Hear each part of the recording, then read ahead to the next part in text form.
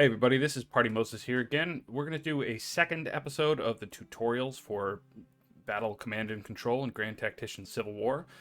So you see I've loaded up a campaign here and gotten involved in a quick, small battle involving not too many men.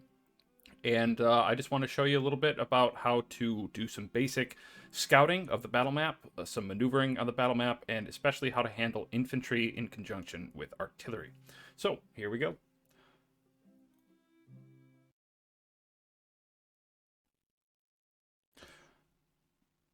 So this is, again, the first thing that you're going to see loading into any battle map screen, right? You're going to have these sort of headquarters documents up here, these reports up here, and you got this telegram that's going to come in and tell you a little bit about the enemy force that you're going to meet with, where you think they might be, where they might be coming from, their sort of morale, their level of experience, and their supply situation. So those are kind of important to keep in mind.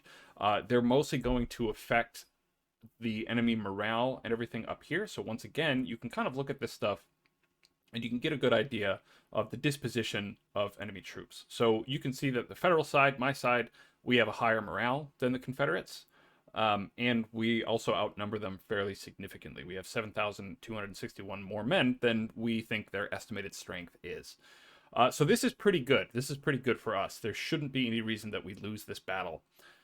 But this stuff just gives you a basic disposition. And we're gonna at the end of this battle, we're gonna go through and look at some of the reports here. So right now, I'm just gonna close those, and we're gonna concentrate on deploying our little army to oppose the Confederates. So first things first, we are actually in a defensive disposition, and this is a bit unusual because our army on the campaign map actually marched into contact with the enemy, but that's okay. So the first thing that we should do is get a sense of our own deployment zone, which is bordered by this big blue line here, right? This is the place where we can deploy our men. We grab our order of battle here, and we're going to grab Patterson and just sort of place them just over here. This is just kind of a holding area. We're to stick them in before we determine where exactly we want to reinforce, what we want to do, and how we're going to make our plan for defending our little point over here. Okay, so just getting a little bit of a closer look at our forces here. So the next thing that we should do, once we have our kind of deployment zone figured out, we figure out where these victory points are. We see we only have one. It's the Apple Pie Ridge. And we'll come back to this a little bit later. These are sometimes kind of hard to spot. You have to go look at them, but first check this, right? When it's got this little bracket above the mountain sort of symbol, this means that we're defending. It's a different symbol if we're attacking. So the next thing we want to do is try to figure out where the enemy might be coming at us. And the way you do that is by looking along the border of the map. And along the border of the map here, it's going to show the entrance areas, the areas where our enemies are going to enter the battlefield, right? So we have one over here at Front Royal Road, rather. And checking along the edge of the map, it looks like that's the only place where the enemy are coming from, which makes it fairly simple. This is something that we can deal with pretty effectively. You can see around the map there are also other kind of entrance areas. Since these are in white, that means that they're neutral, and it means that the enemy are unlikely to be using those to enter the map. But they are attacking us, and they're going to be coming along this road in hopefully a somewhat practical manner in order to come and take our objective here. Now, if they were coming from this area, it'd be great because we can set up along these long ridges here. But because they're going to be coming from our south, we might have to sort of dispose with some of those advantages here, and we have to do a little bit of guesswork. A little bit of guesswork, I say, because we do have the ability to make to use some of our infantry as scouts. But first things first, what I want to do is set us up in a position that's likely to sort of intercept the enemy where they're coming. So they can either come from one of very likely two directions. They're either going to come right down the Front Royal Pike, they're going to hit the Millwood Pike, and they're going to come into Winchester this way. And if they do that, this sort of ridge defense area is perfect. But they might not do that, and it's actually very often they'll take a sort of goofy road. So they might come down the old Front Royal road that detaches from the pike and come through in a slightly more sort of centered into Winchester here. And if they do that, this position on the ridge will be perfect. So that would be ideal if they come and do that. They might also sort of walk kind of cross lots and get to these weird little roads and come up this way. The AI does a lot of weird stuff. So what we have to do is make sure that we're in a position that's capable of defending our point here. And we want to find and follow the enemy as they come in. And some of this stuff is going to be a little bit tricky given the nature of our forces. Cavalry make better scouts, but infantry make okay scouts too. So I'm going to sort of deploy in a way that I think might take advantage of my expected route that the enemy is going to take. So I think they're either going to come down right here into the pike that hits the Mill Road pike, and then they're going to come into Winchester, or they're going to come down the old Front Royal Road right here. They're going to do one or the other, most likely. And this little area set up here on the ridge is likely going to intercept them. So I'm just going to maneuver around, get some setup, and I'll be right back.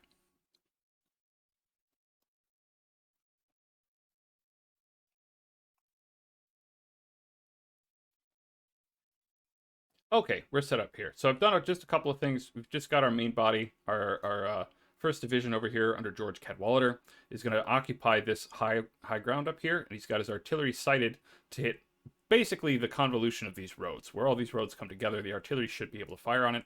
I've got my second division here under William Keim in reserve. So these guys are going to deploy depending on where the enemy shows up along these roads to support our first division, which is going to be doing most of the fighting. So I'm going to take my third division under Charles Sanford, and I'm going to use these guys as detached scouts. And I say detached mostly to be fancy. They're not actually going to be detached from anything. I'm just going to use this division to scout out and see where the enemy might be coming from. So another thing, we don't know the size of the enemy's deployment area. It could be most of the map, but given that they're coming in from just one area, it's likely something that's limited to about here. Right? So I should be able to get sight of them pretty quickly, and I'm going to do that by using my skirmishers from Sanford's 3rd Division here. So in just a moment, I'm going to start the battle, and I'm going to start using these scouts. And on the way, I'm going to kind of show you a little bit about how some of the bugle calls work versus sending dispatches over couriers. So let's start the battle right here. And so you see Sanford here. I've got his men in a single line formation. And it's mostly just because they're going to be used as scouts. And I'm going to send them forward this way. And again, just like in the last video, you can see the prospective paths, the dotted lines of each brigade, and the dotted line of the commander himself. You can also see that because I'm giving a division order, it's coming from Patterson to Sanford and then down to his brigade commanders that way. So let that go. Just going to confirm the order. They're going to march forward. And as soon as they get there, I'm going to have them deploy their skirmishers. But you can see that because the 3rd Division here is just outside this squiggly line, this line here represents the limits of the bugle call that you can give. If they were inside that, we wouldn't see actually any couriers going. You would see just the order disseminate this way. And because Sanford here also has this bugle call limit, the orders that he's giving are only coming from bugle calls. He's not actually sending physical couriers. So that has to do with basically this circle that represents the distance at which bugle calls, bugle orders, can be relayed in a way that is understood and effective. So any order that I give to this brigade here will be relayed by bugle. But if I were to try to give an order now to the division, he would have to send a courier that way. So that's just another way to think about the order delays and how that works, and trying to keep whoever's giving the bulk of the orders closer to that unit so that it's most efficient. So I'm actually going to take this opportunity. I'm going to move Patterson closer to my 1st Division just because I want the orders to be relayed as quickly as possible.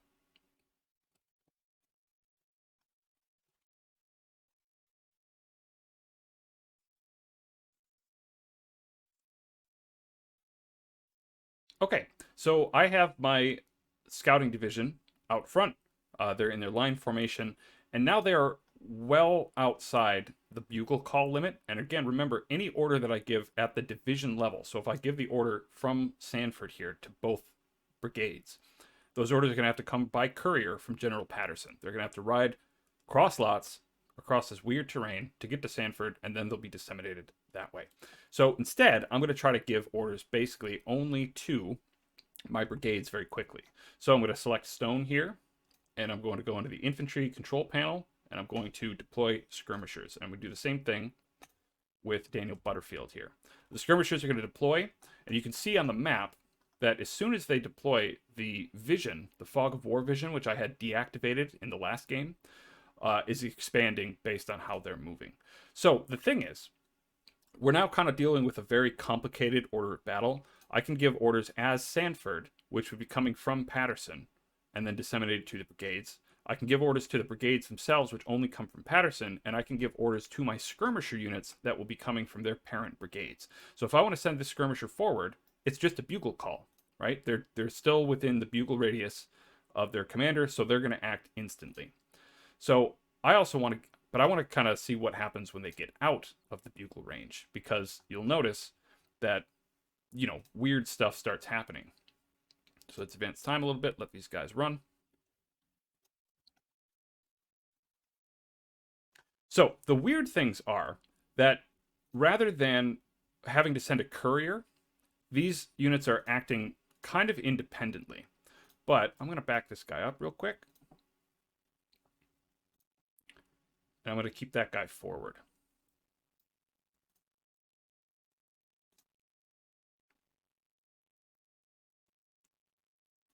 Okay, so if I want to give orders, say I want to move this guy forward, and I click into this menu, suddenly you see that all of these little, we got charge, advance, fall back, and retreat are grayed out. And that's because those are bugle orders. So because he's outside of Stone's bugle range, I can't give those orders at all. So he just has to deal. With this guy, he is within Butterfield's bugle orders. So if I give this order here, it comes up, we have charge and advance. And that's mostly just because we're moving forward relative to our facing. So if I were to cancel that order and move them backward, you'll see that fallback and retreat are both highlighted, mostly just because they're moving relative to their facing backward, right? So I'm going to cancel that, and I'm going to move them forward again, because I mostly want these guys just to scout.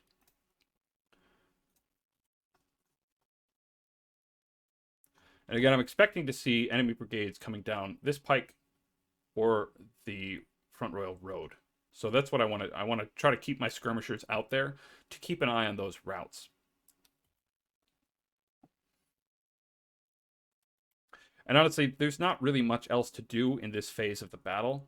Unless you know exactly where the enemy are, you mostly just have to kind of wait for them to come to you. And because we're in a defensive disposition, they will be coming to me. So all there is to do is wait. So I'm going to accelerate some time, and I'm going to wait until we spot the enemy. Okay, so we've made first contact with the enemy. We also have an indication that Clark's division has marched away from the battlefield, which that's fine. All right, so it's very likely, once again, that they're coming down this pike here, the Front Royal Pike. They're going to hit the Millwood Pike, and they're going to march into town this way. So if we look at where our artillery is, we will likely intercept them once they come up here. So we could try to be really aggressive right now. If I wanted to be super duper aggressive, what I would do is send my 1st Division infantry up to these fence lines, because the fence lines are actually going to be able to give cover to our men. But I'm not sure that my men will make it in time to be in a proper defensive position before the enemy get there. So instead, I'm just going to withdraw my skirmishers. I'm going to bring them back in. I know where the enemy's coming now, so I don't necessarily need to watch these lines all that closely, but I'm going to leave Sanford sort of out, kind of watching this north side, because again, the enemy can sometimes do some weird stuff. But while these guys are coming in, I'm going to give brigade orders to individual brigades just to fall back to basically our southern flank. And then I'm going to redeploy the skirmishers so they can watch this side. And I'm just going to wait for the enemy to get in range of my artillery. And because I know where they're coming now, I can start using my 2nd Division to make sure that my guns are protected and to make sure that I can respond to anything that the enemy's doing. So I'm actually going to bring them over here onto the ridge. And now we can actually take the opportunity to kind of start counting men. And one of the neat things about this game, I'm going to pause this as we come up, right? We can, as soon as we have sort of vision on any enemy brigades, we get these little NATO symbols. And it'll tell us the name of the unit and everything, right? So we can see that this is Stuart's cavalry. This is a small brigade. And we can look at 350 men, right? We can look at the first brigade here. It's 2,200 men. So we know that the enemy have roughly 11,000 men. So we can just start counting these brigades. And if each infantry brigade is about 2,000 men, and they've got a couple hundred cavalry, they probably have artillery. We can probably guess they're going to have at least 4 or 5 infantry brigades and at least 1 battalion of artillery. They might have more, might have less. Some of the brigades might be a little bit bigger, some might be a little bit smaller, but we can count. So we can expect to see a few more of these brigades. And one of the neat ways the game kind of tells us is by putting in dust clouds behind moving units. So we can see these guys, these are moving, right? We can see the dust that they're making. We can also look over here. Before we can even see the units, we can see the dust clouds coming up on the road. So we know that another brigade of some kind is marching up this road. And this is a neat way that we can kind of use to get more information about what's going on in the battlefield and the size of the force that we might be facing. We can see the dust clouds at a lot longer distance than we can actually see details of the enemy formations. So we're just going to, again, wait for these guys to come into range of our artillery. And I want to make sure, use the time here, we've only got 6-pound field guns, but they've got a good view, a good field of fire. They're set up pretty well. And I'm just going to make sure that they are on fire at will. So they will be firing at the first opportunity whenever an enemy brigade comes into range, which is exactly what I want. Take this opportunity to just shift my brigades a little bit. Remember, giving orders at the brigade level means that the orders are coming from their division commander, so they will be a little bit faster. So I'm going to move Longenecker up here to just support the guns. Thomas is going to support his flank, and I'm going to leave Williams back here in reserve. And there we go. Our artillery is already opening up. We can see their shells landing over here. I doubt they've inflicted any casualties at all, but they're just going to be firing at whatever enemy presents themselves that way.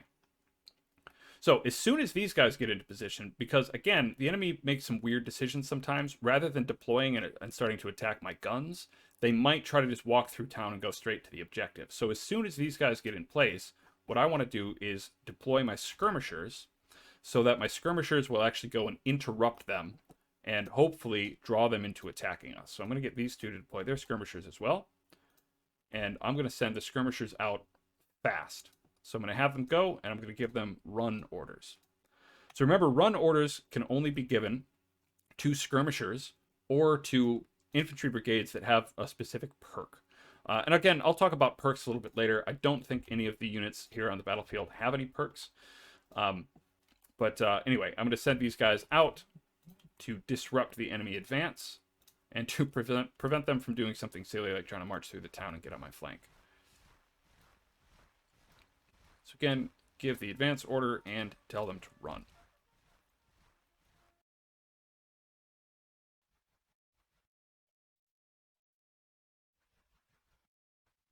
Okay, so it looks like the enemy have probably spotted our skirmishers, and they're starting to rethink their deployments here.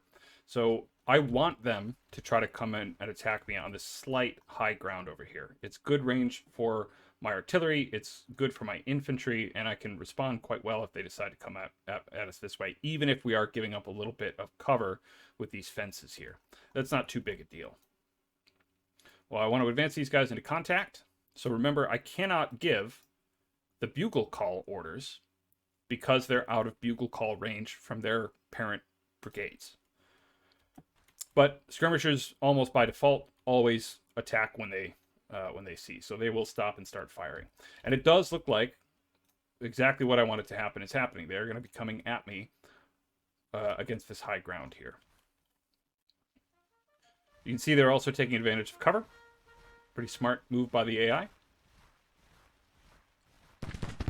And there go my skirmishers. Also, please forgive the performance of my PC. It's not super great. Give these guys, yep, another little advance order.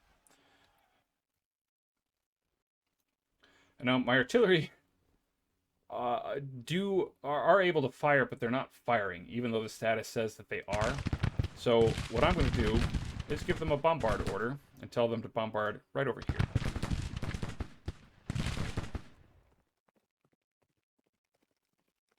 And I'm going to be a little bit more aggressive with my skirmishers. If they get driven off, that's not that big a loss in terms of my manpower, but it will affect my morale. So I want to make sure that I'm kind of managing these guys quite, carefully. But I do want to make sure, I want to get them into action because I'd like the enemy to be kind of piled up over here so that my artillery bombardment can hit them. You can also see again, not only do these guys have some cover by the fences and the road, but they're also lying down to take cover from my artillery. Now my artillery are, again, 6-pound smoothbores fired by a crew with basically no experience. So this ain't going to be no home run over here for this battery of artillery. They're just going to be firing and disrupting the morale of the enemy units, which is more or less what I want. Artillery are generally much more effective at disrupting the morale rather than kind of killing people. Killing people isn't necessarily what they're really good at. So also, right, we estimated probably 4 or 5 brigades of infantry are going to be part of this force, and we can see 4 of them now, and there's one last one over here. So it's about 5 brigades of infantry. These guys are still looking to probably come around through town.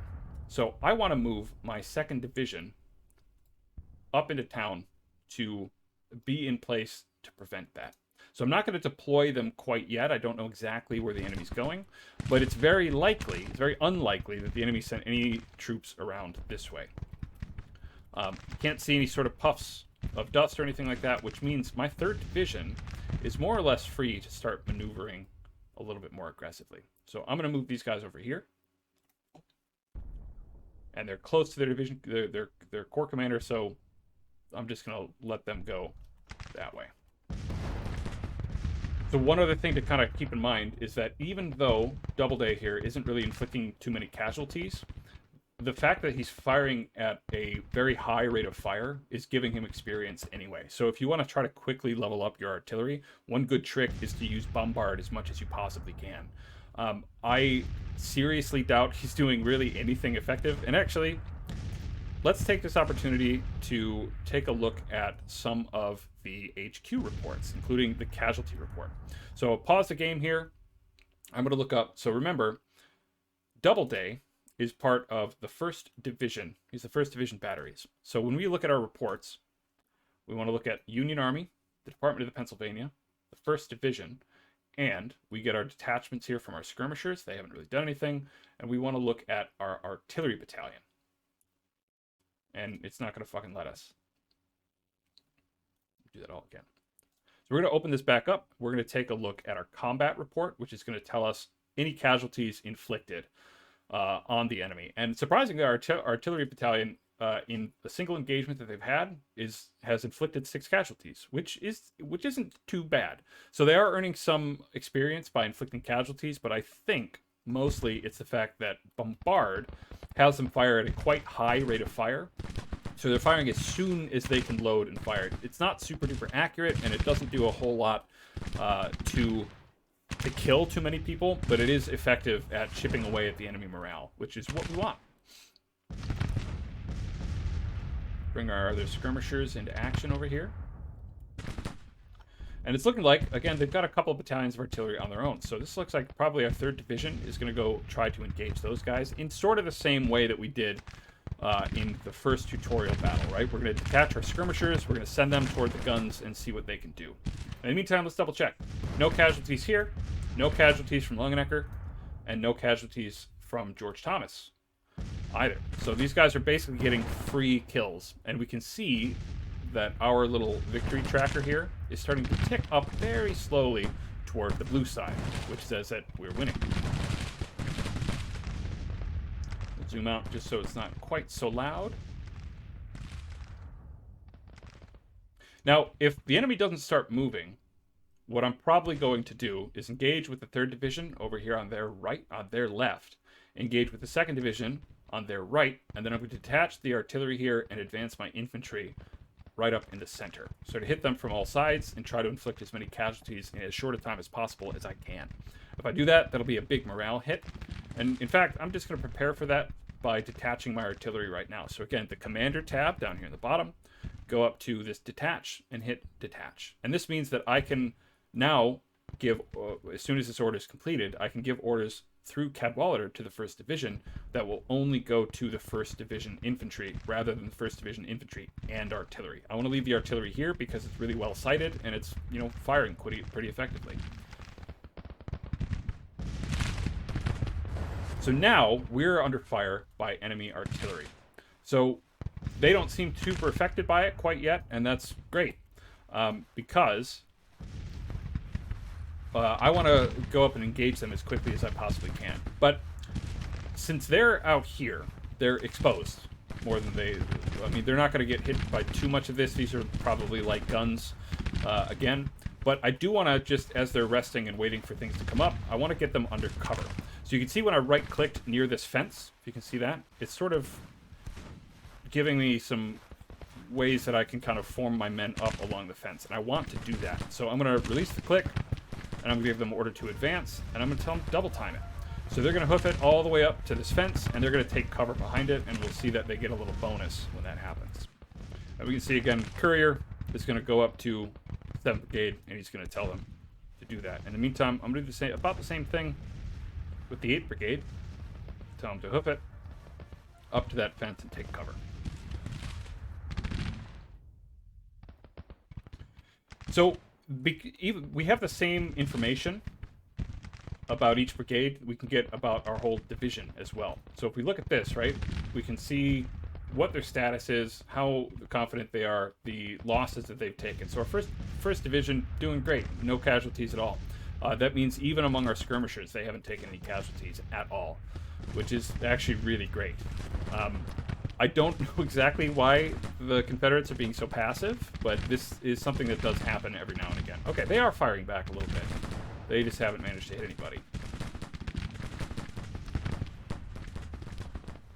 Alright, great. Our 7th Brigade is up on the fence, and as soon as they kind of click into place and kind of end their movement, you'll see that they get a bonus for being behind cover. So they're more confident now. And I'm going to detach my skirmishers.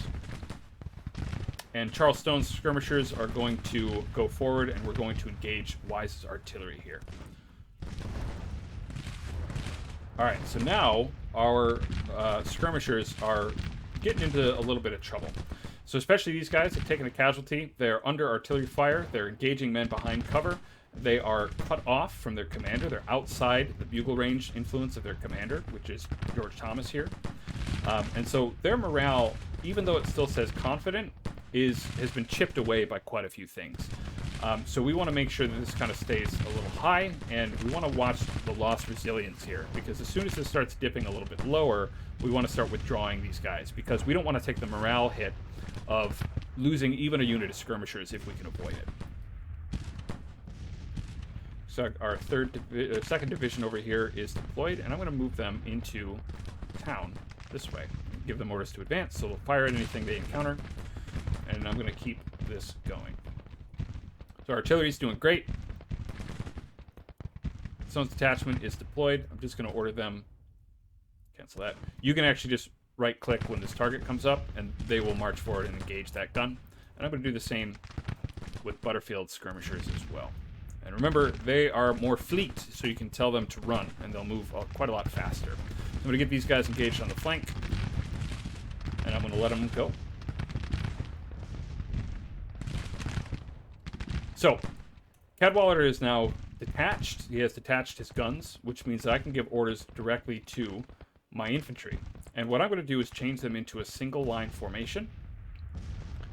And you can see again that's coming from the corps commander to the division commander, and that'll filter down to the brigades. And it looks like we have lost a skirmish unit. Skirmish unit has broken. Which is fine. That's fine. We're going to take a little bit of a morale hit. So if we look up here, we can see that under federal victory points down toward the bottom, our morale is 54.6, and we've lost a little bit because of routes. We took a 2% loss because we lost a skirmisher unit. We can also see that they're deploying now into a single line, which is great. And they're doing it behind my artillery, so they're not going to disrupt or affect my artillery either.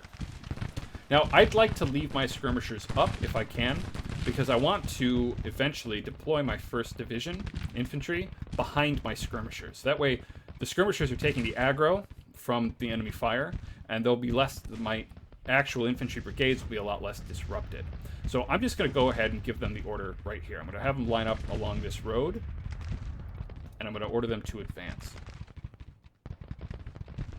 Meanwhile, our skirmishers are deploying. They're firing at the wise artillery. They've already inflicted a fair few number of casualties here, which is great.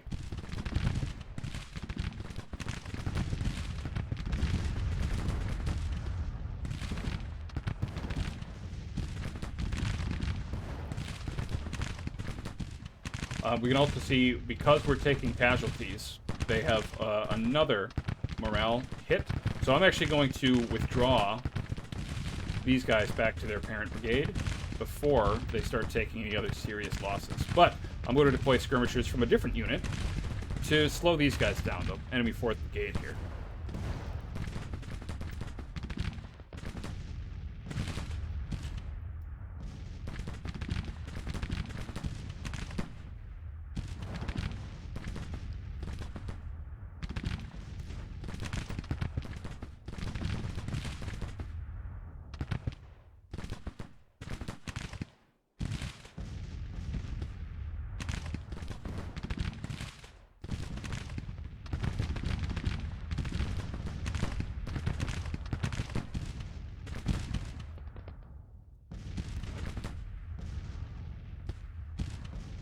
Alright, so I've had enough of dealing with the skirmishers over here. So I actually want to get my whole brigades in to engage these artillery. So I'm going to leave my skirmishers up because they're going to be drawing fire from the artillery. And I can use them as a screen to advance my actual infantry brigades so they take fewer casualties on the way. So that's what I'm going to do. These guys are still firing at the artillery. These guys are still pulling aggro. And the same thing is happening over here. I'm firing on this 4th Brigade, so I can sort of maneuver behind it, and I'm actually going to pull them back and engage with my entire force. They are advancing, so they should be firing at the enemy as soon as they encounter them. They've also deployed their own screen of skirmishers. And I'm actually going to give them an order just to halt, because they're in a good place, and I'm going to let the rest of the men maneuver around.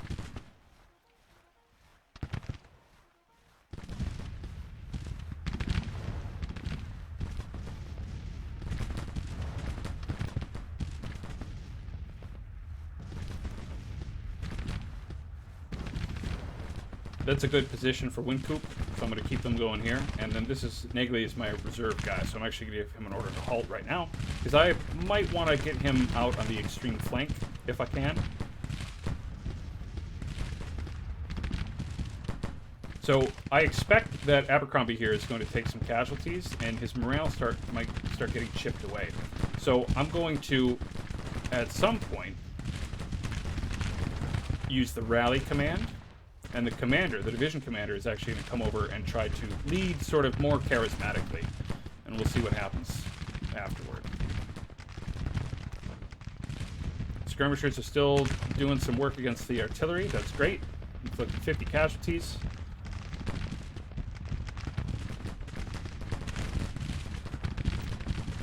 Abercrombie again taking some hits here.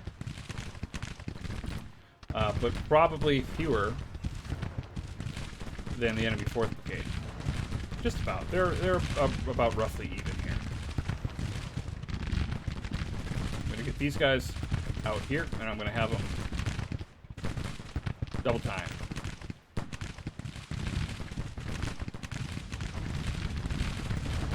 So this is sort of risky, detaching, kind of having such a separation between my infantry divisions.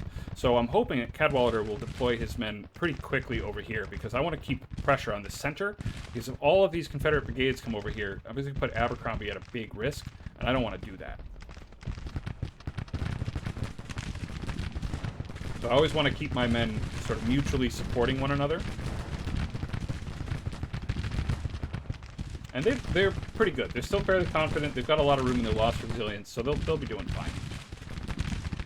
The 4th Brigade is having, by a wide margin, the worst time.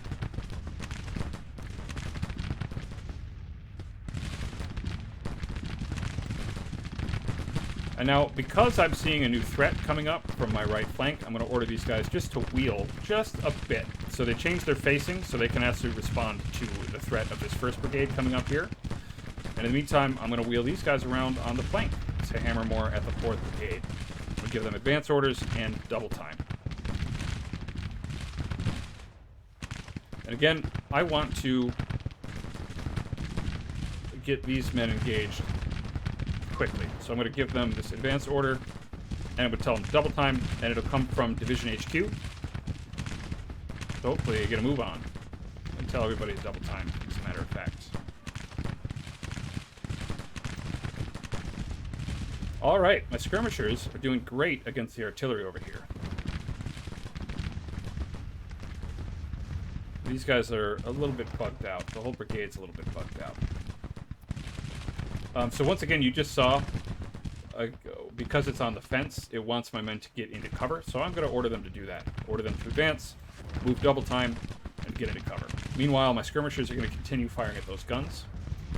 And my 1st Brigade is just out of range to fire against the 1st Brigade. So I'm going to order them to engage at long range, just because I want them to pay attention.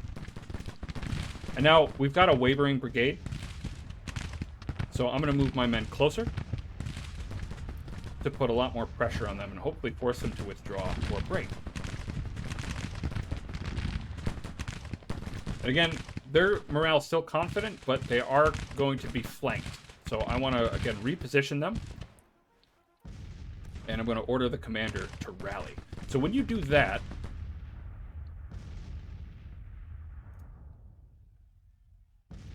I guess it doesn't do anything. Nope, they don't need to. It only happens when it wavers, I gather. I don't use it all that often, to be honest. Alright, great. We've broken a brigade. And you can see, after we've broken that brigade, our chances of victory went up significantly. And this is mostly because we're playing a game of morale.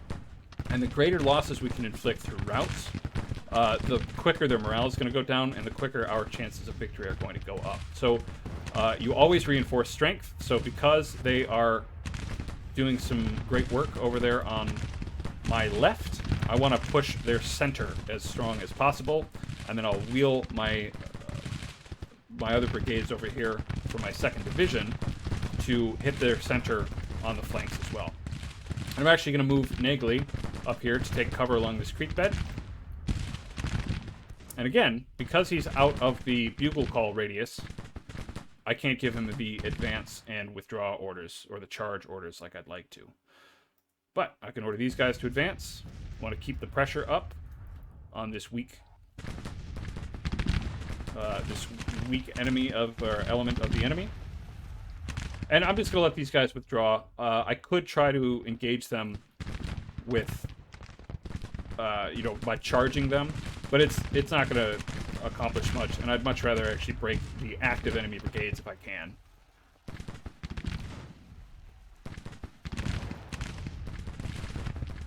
Pull my skirmishers back in.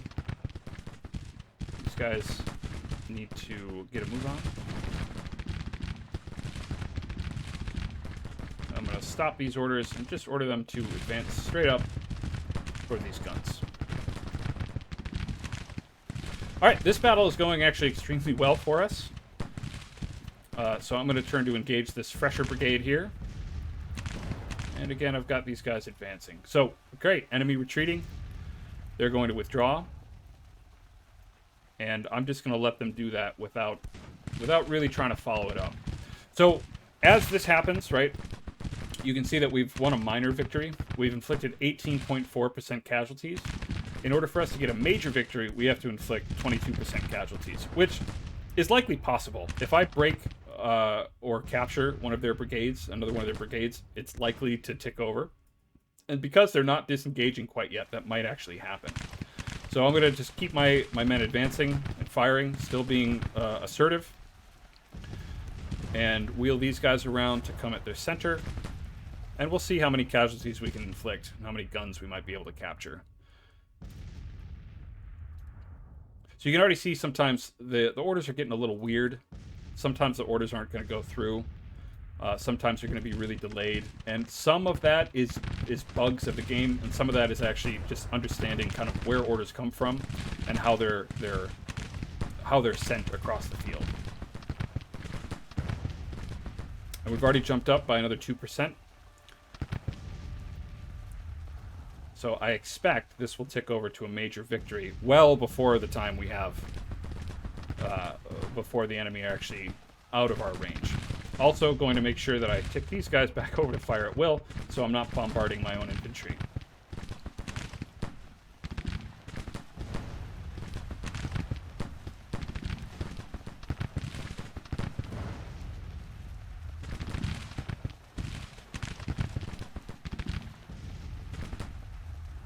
Yep, and it's ticked over to a major victory.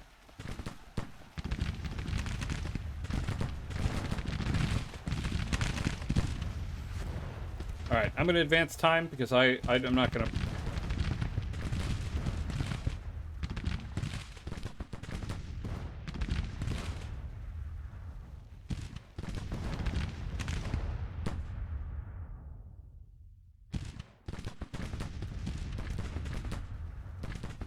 I'm actually going to assault the Rock Bridge Artillery.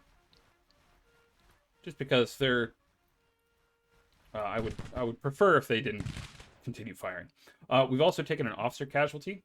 Henry Longnecker was wounded. So we got a report up here that shows our dispatch log. So we can look at that. Colonel Longnecker has received severe wounds in combat and has been carried to the ambulance by his men. Morale in his brigade is confident with no casualties. I mean, they have taken some casualties, but not very many. His brigade is temporarily under command of one of his staff officers until proper arrangements can be made. So that happens sometimes. It doesn't happen super frequently. I think that's something that the AI is going to adjust. And now, charges. This charge is going to take us against enemy infantry brigades, too. And because I probably have a higher morale than the Confederates, it might not be that bad, but these are always super duper risky. And it looks like in this case the risk has paid off. So Alpheus Williams has heroically charged and captured these guns, and it looks like he'll be driving off the 3rd Brigade of the Army of the Shenandoah as well.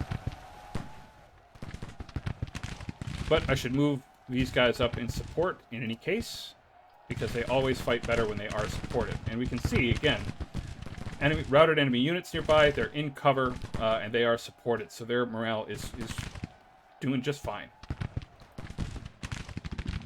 I am going to bring the 1st Division Commander a little bit closer to that action, though, just for the morale bump. Or these guys are going to move on.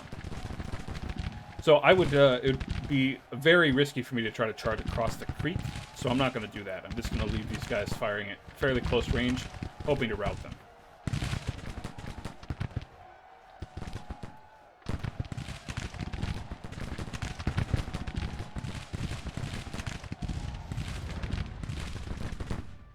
Now, as they go, one of the neat things, if you hover over this gun, you see this little hook icon. If I right-click on that, my infantry brigade is actually to send a detachment, a 60-man detachment, to man and operate that piece of artillery, which is pretty neat. It's something that kind of gives you a lot of flexibility on the battle map. And there are quite a few times where just kind of turning a gun around against your opponents can make for some really interesting situations. So this 3rd Brigade is still quite stubborn, so I'm going to move James Nagley over here to take advantage of that, and I'm going to move my division commander a little bit closer to watch the action as well. So Williams' detachment are close to getting the guns. Let's speed it up a little bit.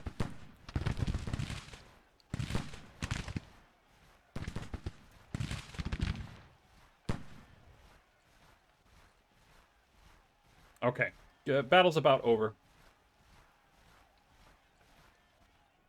Okay, so we get the victory screen here. We can just continue, or we can inspect the battlefield. And if we inspect the battlefield, that gives us an opportunity to listen to this music for a really long time. But we can also look at our reports up here. So we kind of click all the way back up. Again, we've got Union and Confederacy. We can look at more detail about the casualties that we've inflicted and whatnot. And it's showing us that we've inflicted more than 2,000 casualties. We've taken 116 prisoners. And it shows that we haven't captured any guns, but, you know, that we just weren't quite quick enough. So we can look in and we can look at specifically each division and each unit and how much they've inflicted. And remember, experience generally tends to go, I think it's basically tied right to the number of casualties inflicted on the battlefield. So that's something to keep in mind as well. Interesting, our artillery battalion actually did quite well. 145 total victories. So while we're here, let's go take a look. They're about halfway up their experience bar. That's not too bad. That's actually a pretty good showing from our artillery, especially 6-pound field guns, which are not actually all that great. We've also got a fair few of our infantry brigades here with a little bit of experience. You can see the kind of red outline around this circle. It's a little difficult to see, but that's what's going to show their experience. And I believe that most of the experience is tied just to inflicting casualties, but it might be a little bit more complicated than that. In any case, that is the victory screen. So it says press play to quit, and I'm going to quit, and it's going to bring us back to the campaign map. And that, I'm going to leave you there. So again, if you have any other questions about things you'd like to get a tutorial on, I'm planning on the next couple to do things specifically about kind of how to handle cavalry, especially, and then I might do another one about how to sort of more effectively handle several batteries of artillery rather than just one or two at a time. But if you like the content so far, give me a like, give me a subscribe, and contact me either on YouTube here or on Reddit with other tutorials you'd like to see. Thanks a lot for watching.